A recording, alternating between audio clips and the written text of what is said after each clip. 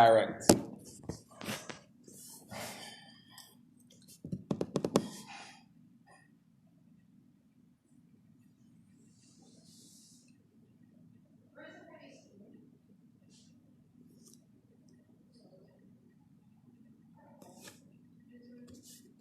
We are live and direct, rocking and ready to rock and roll this evening's talk.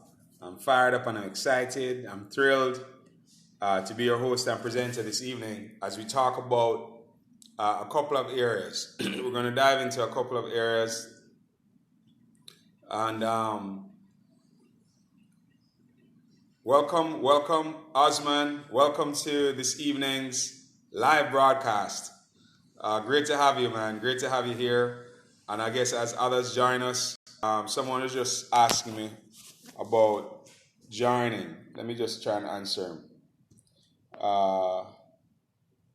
Go to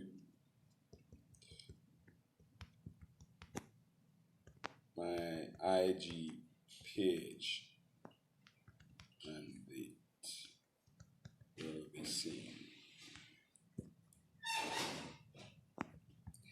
at HARYPAULBENJAMIN. All right. Okay, so he should be able to pick it up from there. All right, so welcome. Welcome. All right, so great to have you. And as others join us, we'll start right away. Our first talk took place on Tuesday. The second one took place again on Thursday rather. And now we're having one today, and we'll have three more this coming week, but it's going to be this week and the following week, which is Tuesday, Thursday, and Saturday. And we're going to sustain a twice a week talk with other individuals that will be joining us from time to time and that will participate in helping individuals to raise their level of consciousness and come up to a higher state. This is really about coming up to a higher state of consciousness. And that's what the idea is, for us to raise our level of consciousness. And by so doing, we not just transform our individual lives, but we're going to be able to transform the lives of the people on the planet. Not just your life as a person and an individual, but your coming up to a higher level of consciousness actually impacts the whole. I was watching a brief synopsis or a small piece of a talk I was watching a few days ago. And it was quite impactful to me. And it seems that they were in a temple, and the speaker was speaking to the audience, and she spoke about the nature of life. She was speaking about life in terms of the nature of life. And one of the things that life is that life or nature is an experimenter, meaning that nature experiments.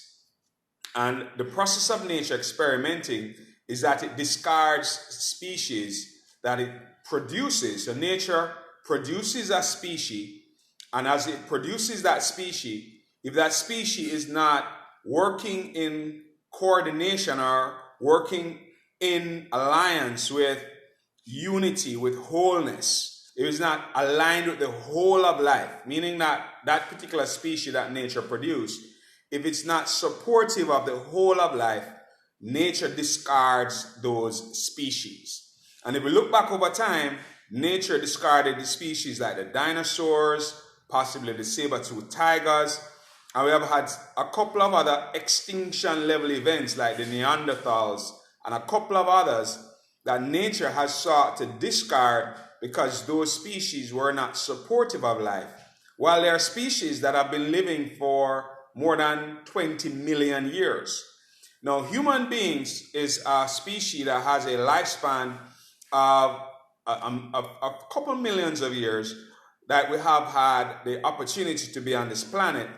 And when we compare the human being in terms of the life that the human being has lived on this planet, and you compare it to other species, the human being has a tendency to be quite harmful to the planet, quite harmful to other species. In fact, the human beings are the only species on this planet that kills other species for pleasure. They're the only species on the planet that actually is damaging the planet by being on the planet. They're not living in harmony in terms of being friendly to being existing on the planet. So, ladies and gentlemen, it's been quite interesting a discussion that I listened to, where the discussion was surrounding what it is that we have been doing. And when you look at what we've been doing, human beings have predominantly been quite cruel to the planet and also very cruel to other species and even cruel to each other. So that comes from a mistaken identity that was born out of a sense of separation from each other. People truly believe that they're separate from one another, meaning that you are separate from me and we're separate from our physical family members. We're separate from, people around us. There's a very strong belief that we are separate, ladies and gentlemen. And that belief in being separate from each other has led to a life experience of separation. There's a separation in our life experience. If we look at the way we relate to each other as one country to another, if you look at the way we relate to each other in terms of one town to another, one nation to another. So the sense of separation that we have had to contend with over centuries has been the way in which we have been relating to each other. But ladies and gentlemen, we are in a new dawning, a new season where that way of living from a sense of separation is falling away. And as many more people have joined us now, as we're making progress in this conversation, more people have joined us. And welcome. I'm seeing more names. Welcome Anilika. Welcome. I think it's Wanchuku. I'm not sure which Wanchuku it is, but welcome Coyote. Welcome Zainab. Welcome many people who are joining us for this evening's talk. So I'm really grateful for you taking time out of your evening, taking time away from the other things that you could be doing with family and so forth, and chiming into this conversation. So as we began, I was beginning with the idea that what has happened over centuries, over time, right, is that the human being as a species has been the only species that's been killing other species on the planet and living in a way that it behaves as if it's separate. Other species will only kill another species if it's very hungry and it needs to eat, or if it will kill another species if it's threatened, if its life is threatened.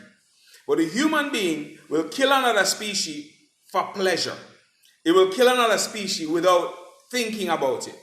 So what has happened is, as human beings, we have lived a sense of being separate from everything around us, being separate from each other as human beings, and being separate from the planet. As we look back at history and we look back at nature, the way nature works is that any species that does not facilitate its actions to support the whole of life, any species that doesn't act in a way that facilitates supporting the whole of life is discarded. If you look back, the dinosaurs were discarded. The Neanderthals were discarded. I can't remember the name of another species that was discarded prior to the Neanderthals. So if you look back through history, you'll see that there are different species that existed before the human beings, and those species were discarded through what's called extinction level events.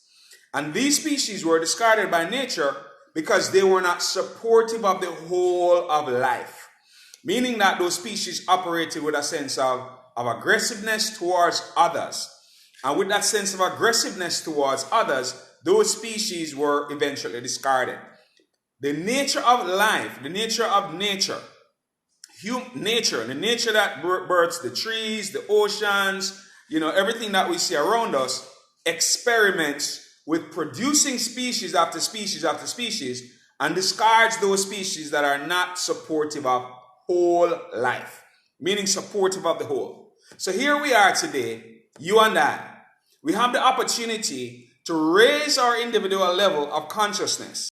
As we raise our individual level of consciousness, what we will do is not just transform our individual life, but we will transform the life of everyone on this planet. So it's very important that you become interested in raising your level of consciousness and not just going through the motions day by day, week by week, and just living life as whatever comes, whatever happens, happens. You have to be intentional and purposeful on raising your level of consciousness. We have to. So COVID-19 to me is a trigger. It's a signal. It's something to help us as human beings to wake up from the dream of separation from each other, the dream of separation from our environment, from things around us, to where we now wake up to the true essential self and recognize that we have been one with all of life and life is one with us, and we need to operate in a way that supports the whole. If we look at what selfishness has brought us today, it's not the type of world that anyone truly wants to live in.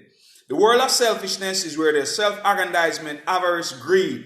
If you look at the world up to this point, it's one where it's the mighty wins. It's my might that makes the way. It's the one who has the strongest legs that will make it to the top. So that world has led to a world of greed, avarice, self-aggrandizement. And it's a world that's based on acquiring. It has an acquisitive appetite. So individuals who live in that world are individuals who are trying to get. People are trying to get this, get that, and in the belief that getting and acquiring these things leads to a sense of fulfillment. When all this time, we have been living life in reverse. Because those of us who believe that a car is going to make you happy, or a relationship will make you happy. I remember I was speaking to a lady a few months ago. She had come to see me because she said she was feeling really anxious and nervous, and she's heard some teachings that I'd done. And she came and she spoke to me that, she did a business that we're doing for some time and did okay. She did quite well. And then she started doing another one in real estate. She started selling properties, and she started doing so well. And she finally bought herself a car. She bought herself a nice automobile. And she thought that after she got the car and now had the money from the job, she would have been happy. But she noticed that the feeling of anxiousness was still there. She was still very anxious and couldn't understand why is it that the things that she thought, once she got the car, once she got the money, that the sense of anxiety would have fallen away, only to realize that that sense of anxiety was still there. Where does that sense of anxiety come from? What's the root of it? The root of that sense of anxiety is an identity as a separate self. Once you've identified yourself as a human being, you've identified yourself as a Nigerian, you've identified yourself as an African, or you have an identity that's rooted in something physical and something tangible that's separate from others and separate from life, then you will end up feeling an underlying sense of anxiety. The term that's been used to describe that is existential angst, existential anxiety. For those who are note takers, you want to get clear on this, because this is where the root cause of the world's problems come from. Every single problem you see in the world comes from conflict. There's conflict. Somewhere, someone is conflicting with someone else, or something is conflicting with something else. That's the root of all the world's problems. So once you become clear on the root, and you can uproot the root in you, then you can eliminate the root cause of problems. So here it is that what she was dealing with is an existential anxiety that she thought the car and the money from what she was doing would have eliminated. She thought by acquiring those things, she would have been okay, only to realize that she acquired them and she still was not okay after acquiring those things. And then she was seeking a solution as to how she could get rid of the anxiety. So I helped her in two areas. One, I recommended that she study our book. It's called A Book of New Thoughts. It's geared towards inner peace and joy, regardless of the circumstances and situations in our lives. And thank you for those who have been giving me feedback. Several people have sent great things.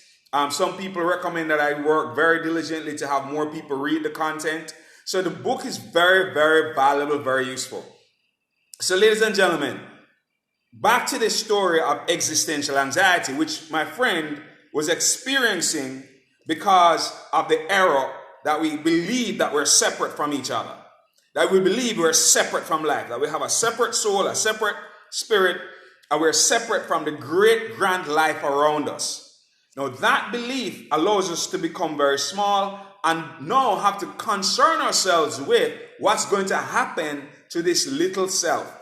What's going to happen in the future? Am I going to die? Am I going to go to what people call heaven?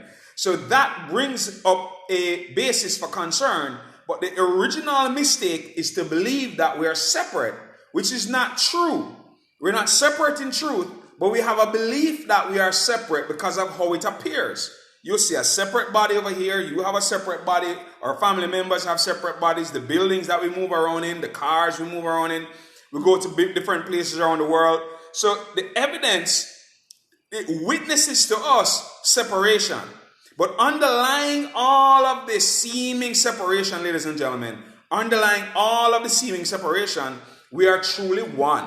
One life, one power, one presence, one spirit, underlying everything that we see.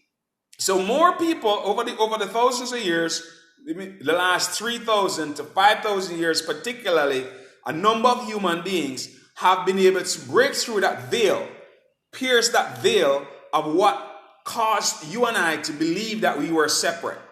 And several of those individuals have recorded their works. And some of their work was recorded based on what they were doing at the time. Like going back to people like Moses and, several individuals documented in the Bible, Jesus, Apostle Paul, several people. And on the other side, you have individuals like Krishna and Buddha, Lao Tzu, Confucius, individuals like Zoroaster, Kuan Yin. There are several individuals that pierced that veil and allowed us to know today through their work that life is one. Today we have quantum physics. We have science now showing us that we're really truly one. Now what COVID is doing as a trigger is to help individuals to recognize that what we've been doing, we've been able to pause. All of us have been able to hit the pause button. So pause is going on right now. And everyone had a chance to reflect, to see what it is that we were doing before. What is it that we're doing? Was it really working? It's clear. The financial systems are for the less than 1%. Right? Everything feeds into a very small number of people on the planet that everybody else on the planet works for. So that financial structure and system that we have in place is not sustainable because it leads to a few people becoming okay and the majority of people struggling. So that system and structure has to fall away. The health system that we have developed in most areas in the world is for profit, right? If you don't have money, chances are you die. Okay? if that's the reality. The education system is for those who have the most money, get the best education for their children. So that system and that structure, ladies and gentlemen, will fall away. The interesting thing about us as beings, and we're learning this now, is that we really don't need an education per se. What we need is enough information to allow the greatness that's inherent with us, that's loaded and coded within each and every one of us, to unfold by means of us and emerge by means of us. Everything that we need, everything that we could hope for, everything that we already desire to have, we already have it within us, but it needs to be activated and expressed. And that is what an education really is designed to do. Educe, E-D-U-C, educe, draw out. So education is designed to pull out what's already within us, not to add something to us. That's why several teachings will tell you, and one of the writings and one of the greatest statements Jesus said is that who by taking thought can add 1 cubit to their stature. By thinking, by becoming educated, who can add anything to themselves? No one can, because we already have everything that we need within us. So what this COVID-19 situation is doing, ladies and gentlemen, is helping people to pause and start to reflect and contemplate on where they were going, what they were doing, becoming awake, aware, and alive now to the truth of themselves. What do we have the opportunity to do now? Because we have the opportunity to do something right now. We have the opportunity to pause And when you pause, what is your responsibility? Because each individual listening to me now and those who will listen later, we all have something very, very, very, very significant to do. I wouldn't want to use the word important. And while, yes, nature discards species, I spoke about that in the beginning of this talk. It's not to bring about a sense of fear. Yes, we don't want the human species to be discarded with an extinction level event. But we have to take measures and steps for that not to happen. Because nature operates with laws. And if human beings continue to operate the way we have been, with a sense of separation, then the human species will be discarded. The planet will not continue to allow the rainforest to be decimated, the waters to be polluted, all of these different things that we've been doing in a crazy way, the ozone layer to be dissipated. The planet will recognize that this particular species is harmful to itself, and it will find a way to get rid of the species. Now, that doesn't necessarily bring about a sense of fear. What it should do is just recognize that we have to take responsibility for how we're going to live on this planet. We cannot continue the way we have been. We have to clean our act up. And some people think it's too late. But, there's truly enough time for us to get our act together and clean things up and move forward. But why is it that I'm saying it's not a reason for fear? Ultimately, we're not only human beings. We're spiritual beings with an eternal life. Nothing serious, ladies and gentlemen, is happening in the universe. Something serious is happening on planet Earth, but nothing serious is happening in the universe. The universe is at peace, always has been. Your life is an extension of that life. Now, there are a lot of different perspectives and points of views, and I'm not here to wrestle with them, right? We're just having a talk, right? So some of the things I may say, you may not immediately agree with. But the life in us is an extension of the life of this universe. We're one with the universal life that supports all of creation. So there are expressions of this life, and one of the expressions of that life is a species known as the human being.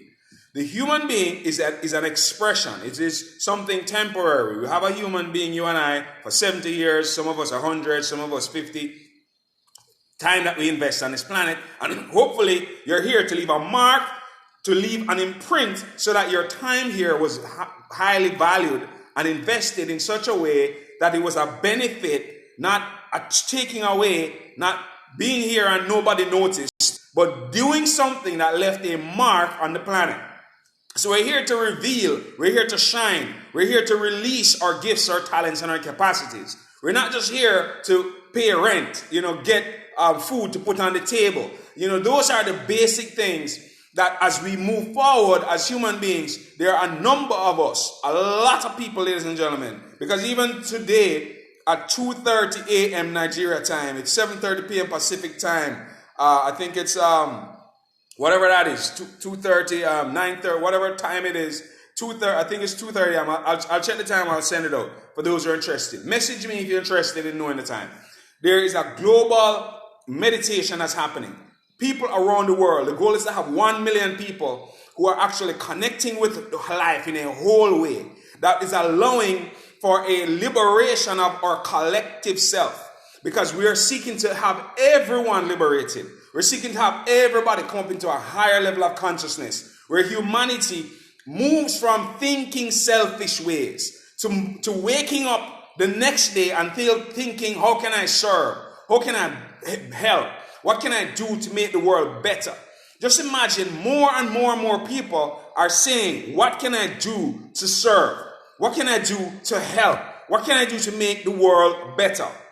So as more people catch this vision that we can work together to have a world where everyone has food, everyone has clothing, everyone has shelter, everyone has electricity, everyone has running water. So everyone has the basic things that you need. Right now, most of us are going to work just to pay our electric, just to buy food to put on our table, just to be able to put clothes on our back and that of our children, our family.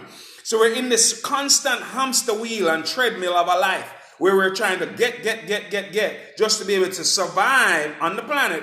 What if those things were taken care of? So you were born, and as you came through your mother's womb, and you arrived and you came and you appeared. As you appeared, immediately food is there for you. No concern. Your parents don't have to struggle to find food to put on the table. Your clothing is there already. It's being provided already. You have a shelter.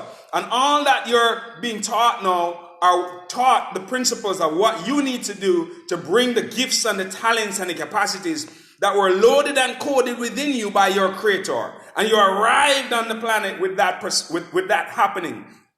Think about the world that would exist now when individuals are delivering their gifts and their talents and their capacities. That's the vision of Martin Luther King and James L. Carver, which had been articulated in the 60s, and that vision is now being made manifest. So that 1 million people that are seeking to meditate is not just to be in silence, ladies and gentlemen. It's with the intention that we are now liberating ourselves so that we can liberate our gifts, our talents, and our capacities. And the universal life in us, which is seeking by means of you and by means of me to actually express your gifts and your talents and your capacities, now has a being that's conscious to do it with. All this time that we believe that we're separate from life, we have been unconsciously one with life. What do I mean by this? Let's just look at this for a brief moment, right? We have been unconsciously one all the time. We've never been separate. We believed we are, but we've never been separate. We've always been unconsciously one with life. Currently, your body's breathing. You don't have to think, breathe. Because you're listening to me, you're taking notes maybe, and your body is breathing on its own. You do not have to give it an instruction to breathe. It unconsciously takes a breath and releases what it does not need. Your heart is pumping right now. There's an intelligence that's doing that. If you ate before you came or you're going to eat after we're done, there's an intelligence that digests your food, that takes care of all of that on your behalf. So we have always been one with life unconsciously. But what's required of you and I now is to become consciously one with life, so that we are not living life separate. We're living life we're thinking in a way that is contributory to the whole. We're thinking in a way that doesn't take from others. We're thinking in a way that brings abundance and prosperity. We're thinking in a way that brings love, joy, peace, gentleness, kindness, resourcefulness. We're thinking in a way that brings genius to bear in our life experience. So COVID-19 is a trigger to help you and I to go deeper within and bring on more. So over this week, 2 weeks, some people have 6 months, some countries, right? Maybe they've been off track so much. I'm just trying to be funny about it. But, so life is giving them 6 months vacation to go within. What do you use the time to do? Don't just sit around and become a couch potato and watch television. Let's television. Someone telling you your vision. CNN. Just sit down all day and let CNN tell you your vision. Whatever vision would you have? A vision of fear. You'd get information to be afraid and cower, right? And nothing will be happening in your environment, but just based on how they're reporting the news, right? You're thinking that's the news when the news truly comes from you, right? You're the good news. You are the good news that's here to bear gifts and talents. So don't just sit home during this period and sit on your sofa and watch television or watch movies. Watch 1 or 2 movies, yes, entertain a little bit, but use the time to commune. Use the time to go within, to clear out the mess, the debris, the trash that's been accumulated over time because of misbegotten ways of thinking. Take the time, ladies and gentlemen, to go within oneself and start to clear out what's been accumulated through life experiences. Become clear now to start to hear, what am I here to do? What is yours to do? What is your particular assignment in this time in human history? I was chatting with someone earlier in Trinidad, right? I messaged him in Trinidad. I was reaching out to him for him to get a book of new thoughts so that he could get that information. And I'd spoken to him some months back, and at the time, he was having a challenging time in terms of finances and so forth. And, couldn't get engaged in a business that I was offering to him at that time. And I reached out today again, and he said, I'm still in that area being challenged with finances. And I said, well, what you need to do, and if anybody who's thinking, wow, man, with all the changes, my finances are challenged. And a lot of people will experience a lot of challenges right now. But you have to start thinking, what do I have already? What's in my house? What do I have as a talent? What do I have as a gift? What do I have that I can use to be of benefit to the world right now?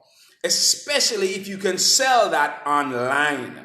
What it is that you can offer, either in information or in skill. What is it that you can create for people, that you can create and then send it to them? What it is that you can do. Start to think about what your giftedness is. The things you enjoy, the things you're passionate about, the things that you would have probably have done even if they didn't pay you any money. Start to see how those skills, those talents, those gifts can be of value right now. Because some of you are sitting on so much that can be given to this world, but you're holding back because you're waiting for someone to appoint you. You're waiting for someone to give you something to do, as opposed to appointing yourself to a task, to an area that you can serve and be of benefit to and benefit in. So ladies and gentlemen, that's what I shared with him. Start looking within.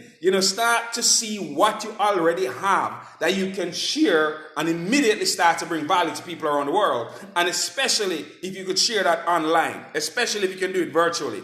And that will start to turn around your finances. Right? That will start to turn around your cash flows rather than sitting down waiting for the government to solve COVID-19 and then get you back on track with a job or with some business that you believe the government's response to COVID-19 has affected in one way or the other. We have to, ladies and gentlemen, become really creative and allow the creative juices to flow right now, because that's how you're going to change you. That's how you're going to change this world. So that's what was my advice to him, and that's my advice to anyone who's listening, thinking right now that, man, I'm having challenges with what's going on. Go within. Take the time that we have right now. That should be your number one priority. In the morning, when you get up, commune. It's called meditate. If you've never heard the word, you've never meditated before, it's a good time to learn what meditation is. On the YouTube channel that we put together, All in One, One in All, it's a channel that has one talk on there about meditation and the practice. Plus, just go to YouTube, search meditation, especially by Dr. Michael Bernard Beckwith. If you search that one and look for his guided meditation, there's several of them now, but he, to me, is the best that you could find if you don't know truly how to meditate, so that you can have someone who is an expert teach you. Right, about what meditation is and how to correctly meditate, so you don't waste time, trying a bunch of different strategies that may delay the benefits that you could receive from this great practice known as meditation. Meditation is not religious, so you don't have to be Christian or Muslim or Hindu or Jewish or Buddhist, or it doesn't matter. Even if you're an agnostic, you can still reap the benefits of what meditation offers. It's a simple practice. Focusing on your breath and focusing on an intention. The combination of those two things will allow you to start to touch your true nature, become self-aware, blossom, flower, and bloom. So it's important to commune, to go within, to get the debris and the nonsense out of your way, and all this noisiness that's coming from the world. You're not sitting down on your couch at home or your sofa at home, as beautiful as it may be, and imbibing all of this negativity that's going on in the environment and helping you to become fear-bound and fear-driven. You do not want to live from that space. And the second thing that we need to do is to embrace communities such as this one that we're creating right now. We're in the process, ladies and gentlemen, of creating a community of like-minded individuals that are truly interested in self-awareness, are truly interested in becoming their highest and best self, so that you could bring your talents and your gifts and your capacities to bear right now, and not be running helter-skelter like some people who are caught up in the fear-driven conversation and running to conversations that are causing their adrenaline to spike. Right? Because when the adrenaline goes up, it makes you feel good, right? But that type of energy is not useful, because adrenaline breaks down our cells and causes a lot of toxins to be produced in the body. So that you don't want to get engaged in that type of conversation that's generating fear and anxiety and worry and that type of thing. No, you don't want to get in that type of conversation. You want to have high-minded conversations. So your time should be invested in communities that are taking you higher, not communities that are time-blinded. They are time-blinded communities that talk about the future and the past and focus on conversations of trying to avoid a problem in the future, trying to avoid challenges in the future, and they are concerned with the future and living in fear about what's to happen and what to do now to mitigate themselves against these negative things in the future. You don't want to be a part of that type of conversation. You want to be a part of the ones who are bringing good news, bringing the harbingers of bringing heaven to earth, bringing love, bringing peace, bringing joy, bringing prosperity, bringing abundance to bear on this earth, and allow those lower frequencies of fear and doubt and worry and anxiety to float beneath your feet while you are actually being one of those who are bringing those higher ways of living to bear on this earth. So that's key. Community. Who are you connecting with? Who are you in dialogue with? And what programs, what talks are you watching? So as we move forward, this particular group, I've been privileged and honored to be one who is birthing a movement. The name of it is All in One, All in All. It's a transformational teaching platform. It's designed for us to transform our individual lives and transform the lives of humanity collectively. It's a part of a global push of taking human beings from the level of selfishness, greed, avarice to that of selflessness, abundance, and prosperity. They are paradigms, and we are seeking to move from the old paradigm to the new paradigm, where the new paradigm involves prosperity, wholeness. It involves knowing that you're already perfect, living from that perfection and revealing your perfection day by day through the things that you do. It's a completely reversed living compared to what it is that we're accustomed to in the old paradigm. Beautiful, right? More of that will come, more of that description of what the new paradigm that we are going to create, that we will live in, and we will see that together, right? We will live in that paradigm, ladies and gentlemen. We'll be able to talk about the old paradigm and tell our grandchildren about, man, you should have been here when COVID-19 hit the planet Earth. Okay? And we talk about, because things are happening. This is not, COVID-19 is not a joke. I was chatting with someone in New Jersey earlier, right? I was talking to him about I reached out to him. I met him some time ago. I reached out to him, because this is a good time to connect with people, talk to people, see how people are doing. And he shared that it's a struggle for him. It's a struggle for him. He said God is good, but it's a struggle for him. He said he lost his children's godmother. He lost 4 clients to COVID-19. So COVID-19 helped 5 people that he personally knew to transition, right? 1 was his children's godmother and 4 of his clients in his business. So just think about the impact that that's having on that individual. So COVID-19 is authentic. It's real. It's not because maybe where you are living, nobody is being affected, but there are people who are losing people around them, seeing people leave. We don't really lose them. For those who understand that, I'll slow that down. We don't lose someone when they leave the planet. Because whatever is lost can be found again. Lost is a term that we really should drop. What happens is people transition from this dimension to another dimension. More of that clarity will come as you awake and become aware. Because COVID-19 as a trigger is going to help more people to wake up. So as we become clear, we start to meditate, we start to go within, we start to take time to reflect, we start to contemplate, we start to get the noise of the world away from us. The revelation of the truth of ourselves comes. Once that revelation of the truth of who and what we really are happens within your consciousness, you become free. Free of fear, free of worry, free of the fear of death, the fear of loss. All of those fears start to fall away from you. And as those fears fall away from you, you become free to express your gifts, your talents, and your capacities, ladies and gentlemen. So the idea is commune first, so that you can become self-aware. COVID-19 is a trigger to help you to become self-aware. You now have more time to go within, to take time away, not just sit on the sofa and watch television, not just be on social media, following up and listening to the news. No, a little bit of that, but make sure you're taking time to commune, to become clear on your true nature. The second thing that you can do is to connect with community like this one, where we're creating a community with a high level of conversation. Not about fears and doubts and worries. It's about how we can come together and create a world that works for the highest and best in each and every one of us. And the third thing that you need to do, ladies and gentlemen, is to get in touch with your mission. What are you here to do? How are you here to serve? First, commune. Second, the community that we're creating together. Third, how are you here to serve? What it is that's yours to do? What is your gift? What is your talent? What is it that you're truly here to do? What is your divine design that's been loaded and coded within you before time began? Why are you here on planet Earth? It's a very, very important question for you to answer. Why are you here on planet Earth? Become clear on that. What's your mission? What is mine to do? What is Hugo Alexander's to do? What is Sahid's to do? You know, I'm seeing so many people on this panel, right? You know, so many people. What is Sabetha? You know, what is you know, that's another name. Mrs. Pennycook Dorothy. What is yours to do over there in the Florida Caribbean? Angelica, you know, I want you. What are you? What is it that's yours to do? What is it that you're here to do? Each and every one of us, ladies and gentlemen, we have something specific we are creating, and no one else on this planet can do it except for you. There's no one else that can do this except for you. You have to bring you to bear. And this particular time in human history, we need for people, more of us, to wake up. We don't have to have everybody wake up.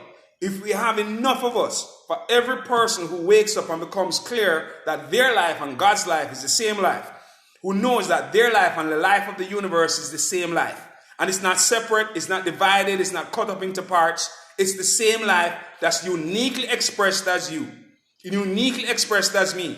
When we become clear on that, each of us that does this, each of us that becomes clear on this, we draw 100,000 beings up into a higher dimension. So as you become clear, we don't need everybody on the planet to become awake. We just need enough of us to come up to a higher level, and everybody on the planet will come up to a higher level, and humanity will move from a paradigm of greed, selfishness, avarice, self-aggrandizement, cruelty, evil. Human beings will drop those ways of being and come up to a level of abundance, peace, prosperity, wholeness, perfection.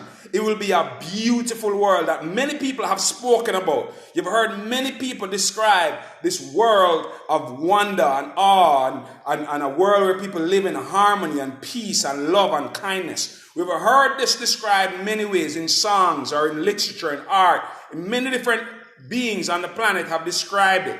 Well, you right now are the ones who are actually creating that world, actively engaging, whether it is just your own going within, because that's a huge part that you're playing. If you capture now what it is that you're doing, your mission that you are here to do, and start to add your way of being on this planet and start to serve and start to add value to this planet, then that's another dimension.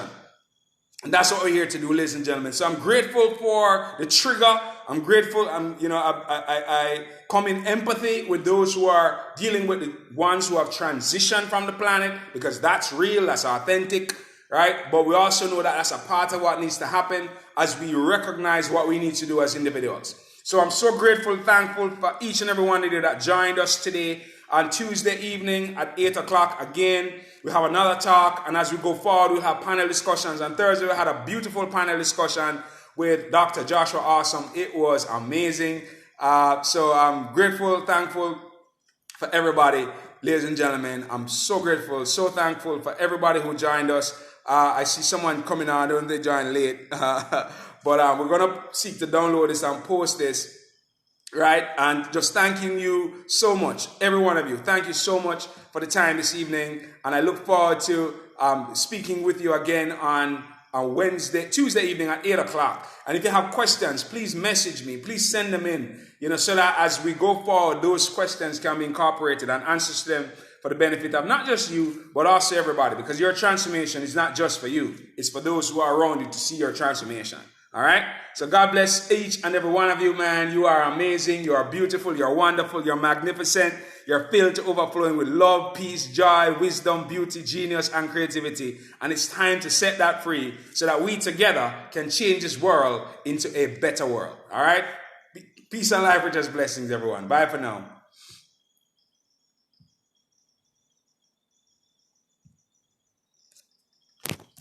Da, da, da, da, da.